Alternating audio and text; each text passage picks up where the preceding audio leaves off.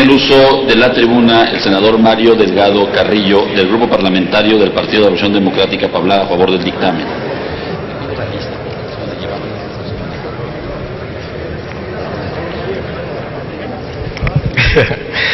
Muchas gracias, presidente. Con su venia, compañeros senadores, compañeras senadoras. Nuestro sistema económico no funciona para la mayoría de los ciudadanos. El sistema político ha caído en manos de los intereses económicos y tenemos como resultado una desconfianza en nuestra economía y en nuestra democracia. ¿Cómo llegamos a la arquitectura económica que prevalece actualmente? Tenemos una mezcla de las reformas instrumentadas en la década de los 80s para modernizarla y 90s y algunas estructuras e instituciones heredadas del México postrevolucionario. El milagro mexicano terminó en 1982. Quedó atrás el exitoso modelo de desarrollo, un periodo de industrialización donde crecimos durante más de 2 décadas a tasas por encima del 6%. Hasta ese momento, hasta el 82, el Estado era el gran actor de la economía, una economía cerrada, con sectores protegidos de la competencia, grandes subsidios, control de precios y restricciones sobre el comercio exterior. La crisis de 82 obliga a cambiar el paradigma de la economía mexicana. La falta de recursos obligó a reducir el gigantesco aparato estatal que controlaba más de 1.155 empresas. Se participaba en 45 de las 73 ramas económicas, absorbiendo en su operación una gran cantidad de recursos públicos. Se inicia una ola para adelgazar al Estado con privatizaciones que incluyó de todo, empresas de todos tamaños, desde las pequeñas hasta la telefónica y los bancos. La receta que se siguió también exigía la apertura de la economía hacia el exterior y se inicia con el GATT en 86 y el Tratado de Libre Comercio en 94. Se trataba entonces no de una política solamente de corrección de balances fiscales, sino de cambiar de manera radical el papel del Estado en la economía. Ya no sería más el logro filantrópico que todo decidía, sino que debía reducir su participación, tamaño e influencia para que el mercado jugara un papel más relevante, que la asignación de los recursos y fuera de manera libre, y el papel del Estado sería ahora realizar funciones de equilibrio macroeconómico y de regulación de mercados con el objeto de asegurar la competencia e inversión. En estas 3 décadas de la aplicación de este modelo, nos convertimos también en una de las economías más abiertas del mundo, con más de 12 tratados de libre comercio con 44 países. El gobierno se retiró de muchas actividades económicas. Hicimos todo lo que decía el manual. Sin embargo, el crecimiento económico no llegó. El PIB per cápita de 2012 es prácticamente el mismo que en 1980. El salario real ha venido cayendo de manera permanente y ha perdido el 75% de su valor. Tenemos aparentemente finanzas públicas sanas, pero una economía enferma, incapaz de incorporar a grandes sectores de la población al desarrollo económico. Y al mismo tiempo que se genera millones de pobres, más de la mitad de la población en pobreza, tenemos 20 familias millonarias en la lista de Forbes que concentran el 10% de la riqueza nacional. ¿Cómo llegamos a esta situación? En nombre del libre mercado y de la mano invisible ha actuado los poderes fácticos. Pero en la realidad no hemos tenido ni libre mercado ni mano invisible.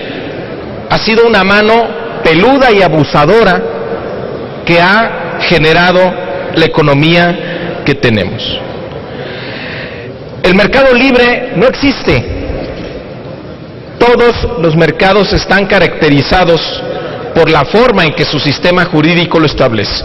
El gobierno establece las fuerzas del mercado. El poder de los mercados es enorme, dice Stiglitz, pero no posee un carácter moral intrínseco. Por eso tenemos que decidir cómo hay que gestionarlo. Es necesario domesticar y moderar a los mercados para garantizar que funcionen en beneficio de la mayoría de los ciudadanos. El gobierno contribuye a formar, como decía, las fuerzas del mercado. El libre mercado es una ilusión, no existe. Todos los mercados tienen reglas y límites que acotan la libertad de elección. No se puede definir con objetividad lo libre que es un mercado. Es una definición simplemente política, depende del cristal con el que se mire. Dice Han Yong Chong, un investigador de la Universidad de Oxford, que si el grado de libertad de un mercado puede ser percibido de maneras distintas por diferentes personas, que es la tarea que va a tener la COFECE, es que no hay una manera objetiva de definir lo libre que es. En suma, entonces, tenemos que los mercados libres son una ilusión. Y ese poder político ha generado una relación viciada entre política y economía, y el resultado que tenemos es falta de crecimiento y una economía profundamente desigual. En México, 3 bancos dominan los servicios financieros. 2 empresas controlan los canales de televisión abierta, una empresa controla la red de conexión telefónica, 2 grupos controlan la distribución de gas LP, 2 empresas controlan el mercado de cemento, una empresa controla 2/3 de la protección de harina de maíz, 3 empresas controlan la producción de pollo y huevo, 2 empresas controlan el 80% del mercado de leche, 3 empresas dominan el mercado de carnes procesadas, 2 controlan el mercado de refrescos, jugos y aguas envasadas, una empresa controla la producción de pan industrializado y 2 empresas controlan la distribución de medicamentos, etcétera, etcétera, etcétera. Votar a favor o en contra de esta legislación. Coincido en que hay avances, pero lo que me parece sorprendente es que en 20 años parece que no aprendimos nada.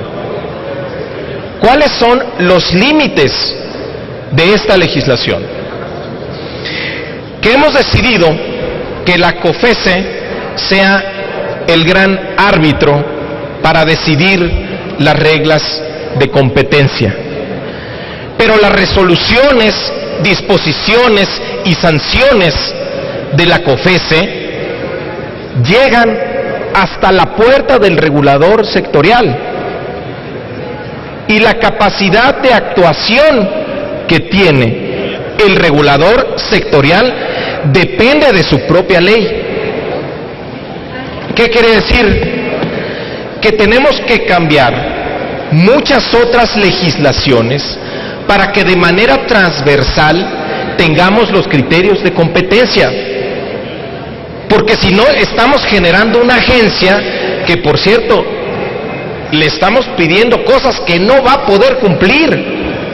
Es sorprendente lo que aquí se ha venido a decir de que va a resolver la COFECE. Esta ley no basta para cambiar los criterios de competencia en el país. Pongo un ejemplo, porque parte de la explicación de por qué no crecemos.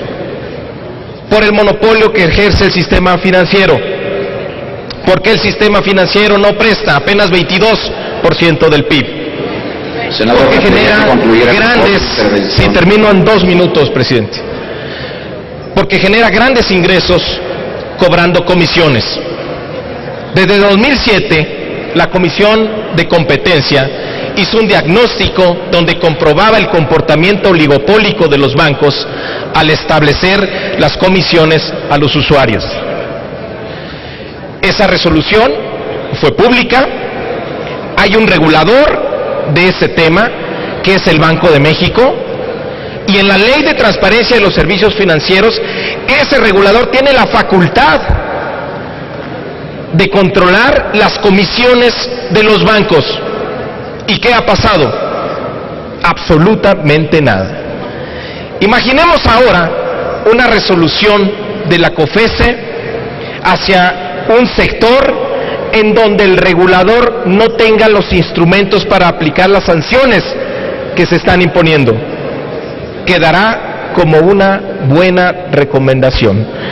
Estamos haciendo y lo vamos a presentar dos reservas fundamentales. Una, que pongamos un artículo transitorio para que le demos un mandato a la COFECE para que en un periodo determinado le informe al Congreso en donde ha encontrado distintas leyes en los sectores que limitan las posibilidades de actuar para construir mercados eficientes, para que el criterio de competitividad empiece a ser transversal en todas las leyes, de tal manera que el regulador tenga la capacidad efectivamente de conducir la economía mexicana hacia una economía más competitiva.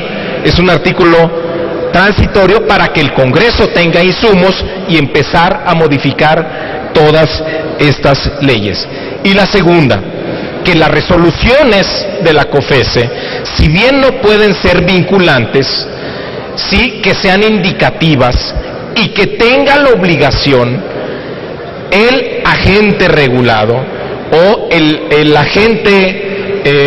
regulador sectorial de responder, siempre que tenga la obligación de responder y explicar qué acciones va a tomar en consecuencia. Si no, estamos construyendo una agencia que va a dar muy bonitas y buenas recomendaciones, pero nuestra economía no va a cambiar. La tarea para vencer a todas la forma en cómo se ha conformado la economía mexicana no basta solamente con una ley. Me parece que la agencia encargada de fijar estas reglas en esta ley se lleva hasta el máximo donde se puede llevar, pero no pequemos de ingenuidad. Nos falta una enorme tarea, que es la corrección de una buena cantidad de leyes, que solo se prevé hacia el futuro, que la Comisión le pida al Ejecutivo que establezca controversias constitucionales cuando hacia adelante haya reglas o leyes que vayan en contra de la competencia, pero no estamos revisando el status quo. Senador, le pido estamos cometiendo por favor. El mismo error que se cometió hace 20 años con la Ley de Competencia Económica. Pongámonos un mandato al Congreso para así efectivamente darle dientes y posibilidades a la Comisión de Competencia Económica y armonicemos el resto de la legislación en un criterio transversal de competencia. Solamente así podremos cambiar, si no vamos a tener una gran desilusión. Muchas gracias. Gracias, senador Mario Delgado Carrillo.